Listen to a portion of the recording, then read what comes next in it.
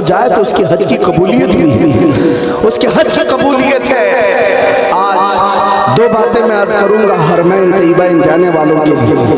حضرت سفیان ثوری رضی اللہ تعالیٰ عنہ کا ایک قول ہے، آپ نے فرمایا تھا کہ ایک وقت آئے گا جب مکہ میں تم دیکھو کہ کعبے سے بلند و بالا عمارتیں بن چکی ہوں گی۔ اس وقت تک نہیں تھے گھر، اب تو کعبے سے بلند، اتنی بلند کہ آسمان کو چھونے والی عمارتیں بن گئی۔ آپ نے فرمایا وہ زمانہ ایسا ہوگا کہ یہاں آنے والوں کی تین قسمیں ہوں گی۔ ایک جماعت ایسی ہوگی جو خالص تجارت کے لیے آئے گی، دوسری جماعت ایسی ہوگی جو صرف سیاحت کے لیے آئے گی، پکنک کے لیے، ٹور کے لیے آئے گی، اور تیسری ایک جماعت جو آٹے میں نمک کے برابر ہوگی جو خالص اللہ کے لیے آئے گی۔ حضرت سفیان ثوری رحمۃ اللہ علیہ نے فرمایا جب وہ ایسا دور آ جائے، اے میرے عزیز تو آنا تو عمارتوں کو مت دیکھنا، خالق اسباب کی طرف توجہ رکھنا۔ آج حجاج کرام کے لیے بات بہت ضروری ہے۔ حضرت علاء بن مبارک رحمۃ اللہ تعالیٰ علیہ فرماتے ہیں میں حج کے لیے نکلا تھا، سفر میں نے دیکھا ایک نوجوان کو، وہ بغیر کسی توشے کے نکلا ہوا ہے۔ اس وقت اونٹوں پر سفر کیا جاتا تھا، گھوڑوں پر سفر کیا جاتا تھا۔ ایک نوجوان تنہا جا رہا ہے قافلے کے بغیر۔ راستے میں حضرت ابن مبارک نے اسے پکڑ کر پوچھا کہاں جا رہا ہے؟ اس نوجوان نے کہا میں حج کے لیے جا رہا ہوں خانہ کعبہ۔ تو آپ نے پوچھا کہ اس راستے میں سفر کے لیے کوئی چیز نہیں لے جا رہا ہے؟ اس نے پلٹ کر کے حضرت ابن مبارک سے کہا اگر کوئی تمہیں اپنے گھر میں دعوت کے لیے بلائے تو کیا گھر سے اپنے کھانا لے کر کے جاتے ہو؟ میں خود سے نہیں جا رہا ہوں، میں رب العالمین کی دعوت پر جا رہا ہوں، وہی میرے کھانے کا انتظام فرمائے گا۔ حالانکہ یہ توکل کا اعلیٰ درجہ ہے، ہر حاجی کو چاہیے کہ وہ اپنا زیادہ سفر لے جائے۔ توکل کا درجہ یہ تھا۔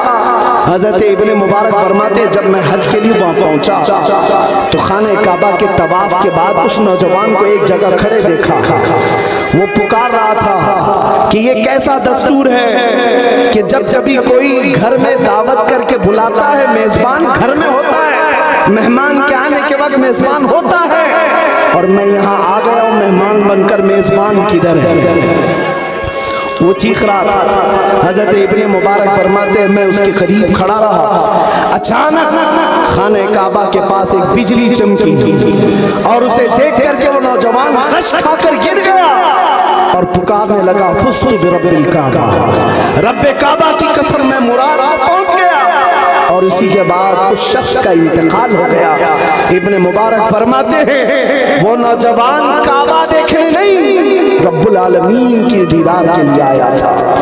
عزیزان گرامی وقار، حج بیت اللہ کو جانے والا آج وہاں پر حاجی جا کر کے دیکھتا ہے ہوٹل کے بیڈ کیسے ہیں، ہوٹل کے دروازے کیسے، ہوٹل کی اے سی کیسی ہے، آنے جانے کی گاڑیاں کتنی چمچماتی ہیں، سڑکیں کیسی بنی ہیں، حرم کی عمارتیں کیسی ہیں، اسی میں اس کے 40 دن گزر جاتے ہیں، اسی کیلکولیشن میں رہ جاتا ہے۔ صبح کیا پکایا تھا، دوپہر میں کون سا بوفے لگا تھا، رات کے وقت کھانے کے کتنے انتظامات تھے، اسی سارے معاملات میں وہ اپنا حج کا سفر پورا کراتا ہے۔ عزیزان گرامی وقار، جو حج پر جا رہے ہیں ان کے لیے نصیحت ہے کہ وہ دنیا چھوڑ کر کے جائیں۔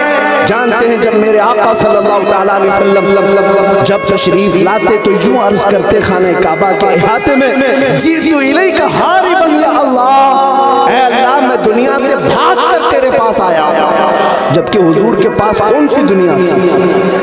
نبی پاک صلی اللہ علیہ وسلم نے کون سی دنیا جمع کر رکھی تھی؟ دنیا سے آپ کا ترک تعلق مشہور ہے، آپ کا زہد مشہور ہے، لیکن اس کے باوجود میرے آقا جب حرم کعبہ میں آتے تو کہتے مولا میں دنیا سے بھاگ کر تیری پناہ میں آیا